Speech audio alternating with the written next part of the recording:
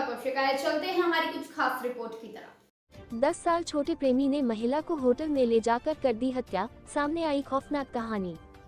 नोएडा के सेक्टर -63 कोतवाली क्षेत्र के छिजारसी कॉलोनी स्थित एक ओयो होटल में शुक्रवार रात करीब 8:30 बजे एक महिला की हत्या कर दी गई। हत्या की इस सनसनीखेज वारदात को महिला के प्रेमी ने कैंचीनुमा धागा काटने वाले कटर से अंजाम दिया। इसके बाद वह ओयो होटल से फरार हो गया। होटल के कर्मचारी द्वारा कमरे में दाखिल होने पर महिला का शव बाथरूम में पड़ा मिला, जिसके बाद पुलिस को सूचना दी गई।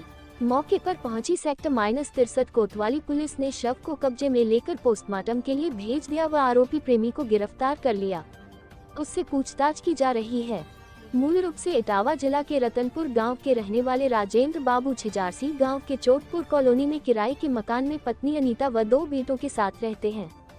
बड़ा बेटा 18 साल व छोटा 13 साल का है। अनीता का रिश्तेदार आरोपी सोनू इटावा के भरथना के काटमों का रहने वाला है। यहाँ वह भी बहलोपुर गांव में किराए के मकान में रहता था। रिश्तेदारी की वजह से दोनों की दोस्ती थी। इस वजह सोनू का राजेंद्र बाबू के घर आना जाना था। उनकी पत्नी अनीता और सोनू की मुलाकात करीब 3 साल पहले एक शादी समारोह के दौरान गांव में हुई थी। इसके बाद धीरे धीरे सोनू व अनीता में बातचीत होने लगी। सोनू ने योजना के तहत राजेंद्र बाबू को परिवार सहित नोएडा के छिजारसी गांव ले आया। यहाँ वह जिस कपड़े की कंपनी में काम करता था, वहीं राजेंद्र बाबू को हेल्पर की नौकरी दिला दी। उनकी पत्नी अनीता को भी सिलाई का काम कंपनी में दिला दिया। अब मौके का फायदा उठाकर सोनू व अनीता एक दूसरे से मिलने लगे। करीब 2 साल से दोनों के बीच प्रेम संबंध बताया जा रहा है। सोनू अनीता से उम्र में करीब 10 साल छोटा है। उसकी अभी तक शादी नहीं हुई है। 3 मई को उसकी शादी तय हुई थी। इस बात को लेकर अनीता से उसका विवाद हुआ था। दोनों शुक्रवार दोपहर को इसी मसले को लेकर ओयो होटल में पहुंचे थे, जहां शादी की बात को लेकर फिर से विवाद हो गया और आरोपी ने धागा काटने वाली कैंचीनुमा कटर से हमला कर अनीता को मौत के घाट उतार दिया। इसके बाद होटल से फरार हो गया। महिला अनीता के सिर पर व चेहरे पर चोट के निशान भी पुलिस को मिले हैं। इससे आशंका जताई जा रही है कि हत्या से पहले दोनों के बीच हाथापाई व मारपीट भी हुई है। इसके बाद बाथरूम में बंद कर कैंचीनुमा कटर से हमला कर उसकी हत्या कर दी गई। शाम को जब अनीता व सोनू कमरे से बाहर नहीं निकले, तब होटल का एक कर्मचारी चेक करने कमरे में गया। वहां बाथरूम में अनीता का शव पड़ा मिला। महिला और सोनू की दोस्ती करीब 3 साल पहले इटावा में शादी समारोह के दौरान हुई थी। दोनों में नजदीकी बढ़ी और मिलने जुलने का सिलसिला चल पड़ा। इसके बाद सोनू ने महिला के पति को नोएडा बुलाया और एक ठेकेदार के अंडर में काम दिलवाया। कुछ दिन बाद अनीता भी नोएडा आ गई। अनीता को भी सोनू ने सिलाई का काम दिलवा दिया। सोनू महिला के कमरे पर भी कई बार गया है। पति ने जब इसका विरोध किया तो सोनू महिला से बाहर होटल में मिलने लगा। पूर्व में भी दोनों कई बार होटल जा चुके थे। पुलिस जांच में पता चला कि महिला 2 बार गर्भवती हो गई थी। 3 मई को सोनू की शादी होने वाली थी। शादी तय होने के बाद आरोपी सोनू ने महिला से मिलना जुलना कम कर दिया। इस बात को लेकर शुक्रवार को सोनू और महिला का विवाद हो गया और आरोपी ने महिला के सिर पर कैंचीनुमा कटर से हमला कर हत्या कर दिया। एसीपी अमित प्रताप सिंह ने बताया कि आरोपी सोनू महिला से 10 साल छोटा है। होटल के बाथरूम में उसने महिला के सिर सहित शरीर के अन्य हिस्से पर वार किया। मौके पर जब पुलिस पहुंची तो बाथरूम में खून के कुछ धब्बे मिले। आरोपी ने खून को पानी से साफ कर सबूत मिटाने का भी प्रयास किया।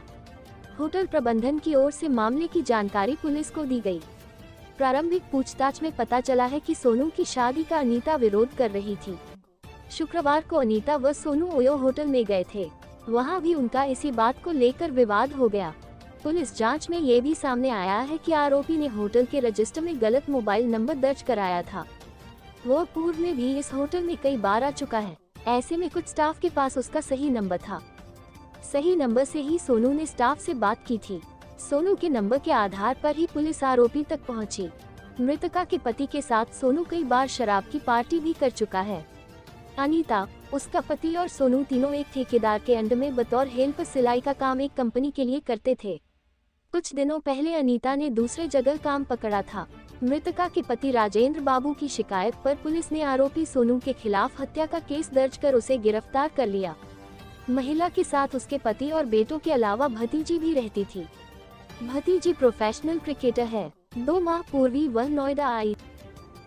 कल दिनांक 31 मार्च को थाना सेक्टर 63 क्षेत्रांतर्गत आरजे विलेज ओयो होटल के एक कमरे में एक 30 वर्षीय महिला की लाश मिलने के संबंध में इनके पति श्री राजेंद्र बाबू जो मूल निवासी वर्षा इटावा के हैं और इस समय यहीं पर चोटपुर जो थाना सेक्टर 63 क्षेत्र में ही क्षेत्र है वहीं पर निवास करते थे। इनके द्वारा दी गई तहरीर के आधार पर संगत धारा में अभियोग पंजीकृत किया गया, घटनास्थल निरीक्षण किया गया और इसमें अब तक की जो जांच हुई है उससे यह स्पष्ट हुआ है कि इस महिला का जो एक प्रेमी सोनू कुमार है वो भी मूल निवासी इटावा का है और यहाँ पर सेक्टर 63 में बहनोलपुर में रहता था और दोनों लोग ये मजदूरी करके ही अपना जीवन यापन करते थे। ये इस महिला को कल लगभग 11:30 बजे लेकर के इस होटल में आया, कमरा बुक कराया और उस होटल में ये लोग आपस में बातचीत कर रहे थे। उसी बीच सोनू कुमार की जो शादी तय हुई है एक लड़की से, उसका फोन उसी बीच आया। उस फोन के आने पर मृतका ने इसका विरोध किया, दोनों के बीच कहा सुनी हुई विवाद बढ़ा और सोनू कुमार ने उस कमरे के ही वॉशरूम में एक कटर नुमा हथियार से जो है उसकी हत्या कर दी। उसके गर्दन पर घाव है। इस संबंध में जो भी अब तक की जांच की गई है उससे यह स्पष्ट हुआ है कि दोनों लोग चूंकि एक ही जनपद के थे और सोनू कुमार ही इनको यहाँ लेकर के आया था 2 साल पहले और इसका इनके साथ काफी समय से संबंध था दोनों का आपस में। घटना के समय दोनों का जो विवाद हुआ उसी के परिणाम स्वरूप उसने इस कमरे में हत्या की वॉशरूम में।